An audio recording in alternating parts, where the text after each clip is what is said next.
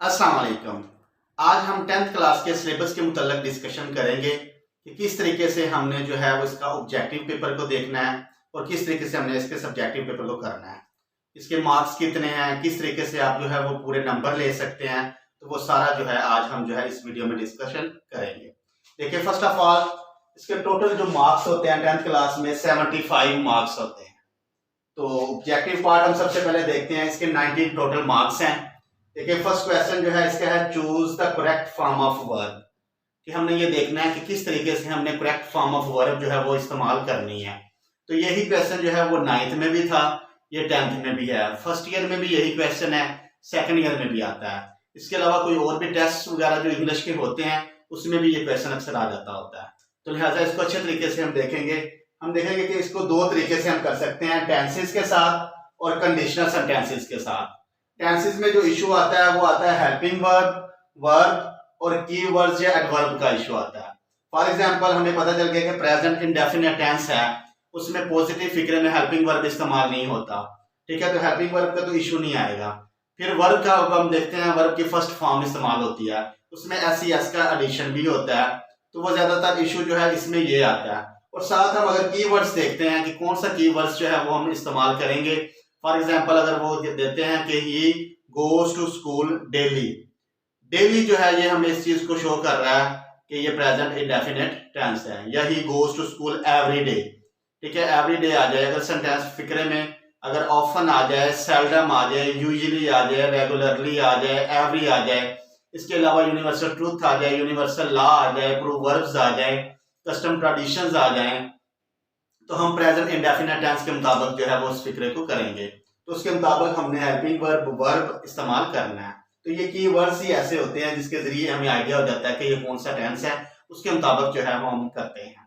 Clear. दूसरा तरीका जो है इसका है कंडीशनल सेंटेंसेस।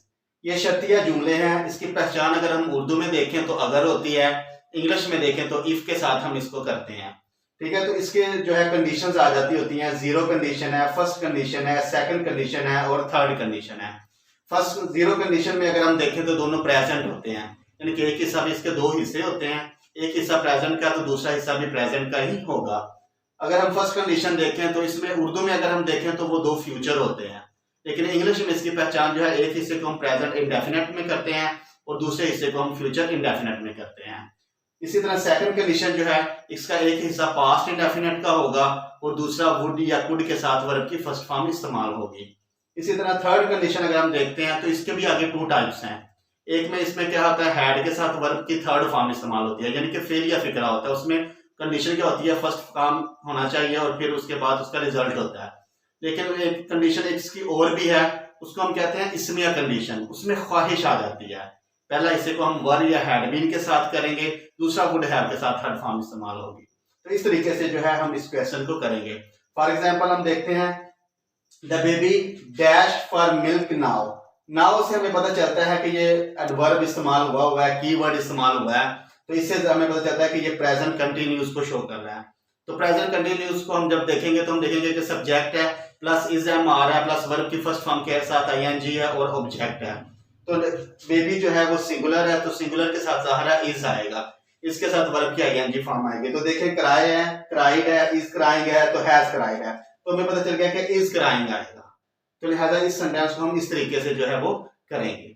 दूसरी चीज जो है ये कंडीशनल सेंटेंसेस है। If he works hard he dash pass, ठीक है। तो पहला हिस्सा हम देखेंगे प्रेजेंट इंडेफिनिट में है। हमने ये बात किया कि फर्स्ट कंडीशन जो है एक हिस्सा प्रेजेंट इंडेफिनिट में करेंगे, दूसरा हिस्सा हम फ्यूचर इंडेफिनिट में करेंगे। तो लिहाजा फ्यूचर इंडेफिनिट के आपको पता है subject plus will shell plus verb की फर्स्ट फॉर्म और प्लस ऑब्जेक्ट होता है। तो लिहाजा विल शैल जो है इसमें क्या आ गया, विल आ गया, तो लिहाजा फिर क्या हो जाएगा, ही विल पास हो जाएगा। इस तरीके से हमने जो फर्स्ट क्वेश्चन जो है ऑब्जेक्टिव का उसका फर्स्ट हिस्सा जो है, फर्स्ट पार्ट जो है उसको हमने इस तरीके से करना है, जो फिर आप जो है 5 मार्क्स जो है वो गेन कर सकते हैं। हम आते हैं जी सेकंड क्वेश्चन पे, choose the words with correct spellings, ठीक है। इसमें उन्होंने 4 ऑप्शन दिए होंगे ए बी सी डी।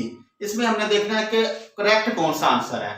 जो करेक्ट स्पेलिंग्स होंगे हमने उसको जो है वो निशान लगा देना है। जैसा कि ये ट्रेड्स एक वर्ड्स दिया हुआ है हमने, तो ट्रेड्स है, ये भी स्पेलिंग्स हैं, ये भी हैं, यानी कि TRATS है, TRATES है, TREITES है ट्रेड्स, और फर्स्ट वाला जो है TRAITS ट्रेड्स है। तो लिहाजा हमें पता है कि ये स्पेलिंग ठीक है, तो हमने इसको करेक्ट कर देना है। क्लियर है? इस तरीके से हमारे करेक्ट स्पेलिंग्स जो है वो 4 मार्क्स के आएंगे। इसमें से जो 4 ठीक होंगे उस पर हमने जो है वो निशान लगाना है। नेक्स्ट है चूज द करेक्ट ऑप्शन। इसके साथ होंगे सिनोनिम्स और एंटोनिम्स, यानी कि या तो सिनोनिम्स वो होते हैं जो कि सेम मीनिंग देते हैं, जिसे उर्दू में हम अल्फाज मुतरादफ कहते हैं, और एंटोनिम्स वो होते हैं जो कि उल्ट मीनिंग देते हैं, जिसे हम अल्फाज मुतजाद कहते हैं। क्लियर है? तो देखिए the synonym of lovely is, lovely हम देखेंगे कि इसका मीनिंग क्या है। इसका मतलब है खूबसूरत, प्यारा। ठीक है, तो हम देखेंगे अगली जो है ये तो वैसे ही गंदा होता है, इसका मतलब ब्यूटीफुल का मतलब खूबसूरत, प्यारा है। लॉयल का मतलब वफादार होता है। अनअट्रैक्टिव होता है जो कि जिसमें कोई कशिश ना हो। ठीक है, तो लिहाजा हमें पता चला कि ब्यूटीफुल जो है वो खूबसूरत, प्यारा है, तो लवली का सिनोनिम्स फिर क्या होगा? ब्यूटीफुल होगा। क्लियर है? इसी तरह जो है इसके एंटोनिम्स भी आ सकते हैं। इसके अलावा वो कोई सेंटेंस देंगे उसके हिसाब से सिनोनिम्स और एंटोनिम्स होंगे, वो आपने करेक्ट जो है वो आंसर होगा। या बात का वो बुक में से जो कोई करेक्ट आंसर होता है उसके मुताबिक जो है वो आपने लिखना होता है। ठीक है ना? तो वो इस तरीके से हम ये क्वेश्चन को करेंगे। नेक्स्ट है choose the correct answer according to grammar. ठीक है, ग्रामर के साथ हम देखेंगे कि इस क्वेश्चन को किस तरीके से करना है। इसमें मोस्टली जो ये सामान्य चीजें जो है ये इस्तेमाल होती हैं। फॉर एग्जाम्पल फ्रेज इसमें इस्तेमाल हो सकता है। अक्सर क्वेश्चन जो आ जाता है वो पूछ लेते हैं कि ये कौन सा फ्रेज है, तो वो हमने बताना है। क्लास के मुतल्लक पूछ लेते हैं, जेरन के मुतल्लक, infinitive, participle, kinds of sentences, parts of speech. जैसे कि हमें पता है इन्फिनिटिव टू के साथ वर्ब की फर्स्ट फॉर्म अगर आ जाए तो इन्फिनिटिव होता है, तो हम इस तरीके से इसको आसानी से जो है वो अंडरस्टैंड कर सकते हैं। इसके अलावा जेरन जो है वर्ब की आईएनजी फॉर्म है। काइंड्स ऑफ सेंटेंस अगर हम देखते हैं तो इसमें सिंपल, कंपाउंड, कॉम्प्लेक्स आ जाता होता है, तो इससे हमें आइडिया हो जाएगा कि कौन सा सेंटेंस है। इसके अलावा पार्ट्स ऑफ स्पीच इसमें सबसे मेजर पोर्शन है, जिसमें ये noun, pronoun, adjective, verb, adverb, article, conjunction, preposition और इंटरजेक्शन वगैरह जो है वो इस्तेमाल होते हैं। अगर हम इनको अच्छे तरीके से देख लेंगे तो कोई भी एग्जांपल आएगी हमें फौरन आइडिया हो जाएगा। फॉर एग्जांपल वो ये दे देते हैं कि अगर ज्यूरी आ जाता है, क्लास आ जाता है, कमेटी आ जाता है, तो वो कहेंगे कि कौन सा ये नाउन है, तो हमें फौरन पता चल जाएगा कि ये ग्रुप फॉर्म में है, लिहाजा जो है ये कलेक्टिव नाउन है। इसी तरीके से फॉर एग्जांपल वो ये पूछ लेते हैं कि ये रूथलेसनेस है, ये कौन सा नाउन है, तो हमें फौरन पता चल जाएगा कि ये अब्स्ट्रैक्ट नाउन है।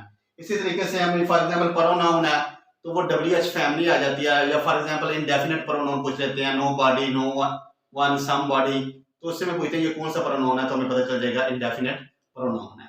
तो इस तरीके से हम जो है 5 मार्क्स जो है इसमें से हासिल कर सकते हैं। तो लिहाजा ये टोटल 19 मार्क्स हैं। 5 मार्क्स के choose the correct form of verb है, 4 मार्क्स के जो है करेक्ट स्पेलिंग्स हैं, 5 मार्क्स के जो है सिनोनिम्स, एंटोनिम्स हैं, और लास्ट में 5 मार्क्स की जो है अकॉर्डिंग टू ग्रामर है। तो इस तरीके से 19 मार्क्स जो है आप हासिल कर सकते हैं। ये अब इस तरीके से हम देखते हैं क्वेश्चन नंबर 2 सब्जेक्टिव पार्ट। ठीक है, सब्जेक्टिव पार्ट में टोटल जो है 56 मार्क्स हैं। सबसे फर्स्ट क्वेश्चन जो है वो है answer any 5 of the following questions. ठीक है, कि हमने क्वेश्चन उन्होंने दिए होंगे टोटल 8 क्वेश्चन दिए होंगे, उसमें से आपने जो है वो 5 करने हैं। ठीक है, तो हर क्वेश्चन जो है 2 मार्क्स का होगा। इस तरीके से 10 मार्क्स का ये आपका क्वेश्चन होगा, इसको आपने करना है। नेक्स्ट है ट्रांसलेट इनटू उर्दू। जैसे हमारी बुक है, बुक में उन्होंने पैराग्राफ दिए हुए हैं इंग्लिश के, उसको हमने उर्दू में ट्रांसलेट करना है। तो ये 8 मार्क्स का जो है वो आएगा। 9th में ये था कि 3 आते थे, 4 मार्क्स के 2 करने होते थे, लेकिन यहाँ पे कोई चॉइस वगैरह नहीं है, यहाँ पे एक ही आएगा, वो एक ही करना है आपने। नेक्स्ट है राइट डाउन द समरी। ठीक है, समरी उन्होंने देनी है कोई भी। जैसे 9th में 2 समरी थी। ठीक है, फर्स्ट जो थी वो डैफोडिल्स थी, सेकंड जो थी stopping by woods on a snowy evening थी। तो इसी तरह 10th में जो है वो 3 समरी हैं। फर्स्ट जो है ट्राई अगेन है, सेकंड द रेन है, थर्ड जो है वो पीस है। इन तीनों में से कोई भी एक टाइम पे आ जाती है, दूसरे टाइम पे आ जाती है। फॉर एग्जांपल पीस आ गई, फॉर एग्जांपल पीस लिखे तो वो आपने लिखनी है, तो उसको अच्छे तरीके से आपने लिखना है। तो उसके जो है पेज भी कोशिश करनी है 2 पेज तक जो है उसको ले जाना है, ताकि अच्छे तरीके से जो है उसमें मिस्टेक्स भी ना हो और पूरे मार्क्स आपके आ सके। नेक्स्ट बेटा जो है राइट एन ऐसे ऑफ 150 to 200 वर्ड्स। ठीक है, यानी कि 3 ऐसे आपको आएंगे और एक ऐसे आपने करना है, वो 15 मार्क्स का आपको आएगा। ठीक है, इसी तरह इसमें चॉइस भी होती है, right a paragraph 100 to 150 words. ठीक है, तो इस चीज का बेटा ख्याल करना है कि ऐसे लिखते हुए ना आपने 3 चीजों का जो है वो जरूर ख्याल करना है। फर्स्ट ऑफ ऑल सबसे पहले आपने उसका जो इंट्रोडक्शन है ना उसको बहुत अच्छे तरीके से करना है। सेकंड, उसकी बॉडी जो अंदर वाला हिस्सा है उसको अच्छे तरीके से लिखना है। और मोस्टली बच्चे क्या करते हैं, लिखते लिखते भूल जाते हैं या वो टाइम खत्म हो जाता है तो वो छोड़ के आ जाते हैं, तो कंक्लूजन छोड़ जाते हैं। तो कंक्लूजन को आपने बेहतरीन तरीके से करना है ताकि जब वो एग्जामिनर चेक करे तो उसको तीनों चीजें जो है उसमें नजर आए तो वो आपको पूरे मार्क्स दें। और कोशिश करनी है इसको 4 पेज जो है वो जरूर करना है आपने। नेक्स्ट है change of 5 following sentences into indirect form. ठीक है, डायरेक्ट इनडायरेक्ट आपने आएंगे आपको 5 मार्क्स के, जैसे कि 9th में आपको एक्टिव एंड पैसिव वॉइस आए थे, यहाँ पे डायरेक्ट इनडायरेक्ट आएंगे। तो वो एक सेंटेंस होगा, ठीक है, 2 हिस्सों में होगा, एक उसकी रिपोर्टिंग स्पीच होगी, दूसरी उसकी रिपोर्टेड स्पीच होगी। उसमें हमने चेंजिंग्स करनी है, ठीक है, जैसा कि चेंज ऑफ प्रोनाउन है, चेंज ऑफ टेंसेस है और चेंज ऑफ सर्टेन वर्ड्स हैं। इस तरीके से हमने जो है, इसके अलावा इंपेरेटिव सेंटेंसेस हैं, ऑप्टेटिव हैं, एक्सक्लेमेटरी सेंटेंसेस हैं, तो सब में हम तब्दीलियां करेंगे। नेक्स्ट क्वेश्चन नंबर 7 है use any 5 pair of words in your own sentences.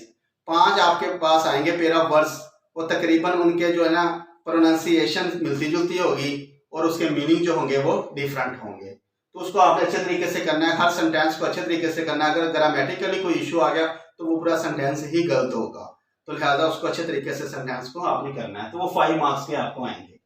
और लास्ट क्वेश्चन नंबर 8 जो है ट्रांसलेट पैराग्राफ इनटू इंग्लिश है। उर्दू का पैराग्राफ आएगा, उसको आपने इंग्लिश में चेंज करना है। जैसे फर्स्ट पैराग्राफ है मेरे घर के सामने एक बाग है, तो इस तरीके से आपको पैराग्राफ आएंगे, तो वो आपने एक पैराग्राफ आएगा वही आपने करना है 8 मार्क्स का, तो उसको अच्छे तरीके से ट्रांसलेट करना है। इस तरीके से टोटल जो है आपके 56 मार्क्स होंगे, यानी कि 10 मार्क्स आपके क्वेश्चन आंसर में से होंगे, 8 मार्क्स जो है वो आपके ट्रांसलेट में से होंगे, 5 मार्क्स की आपकी समरी आएगी, ऐसे 15 मार्क्स का आएगा।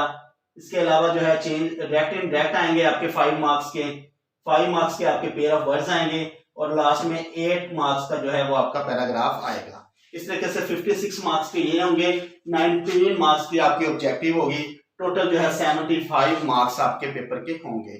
तो इस तरीके से आप अगर इसको करेंगे, उम्मीद है इंशाल्लाह ताला कि आप जो है 100% जो है वो रिजल्ट ले सकेंगे। तो हमारे चैनल को लाइक करते रहिए, सब्सक्राइब करते रहिए। हमारी वीडियो देखने के लिए शुक्रिया। अल्लाह हाफिज।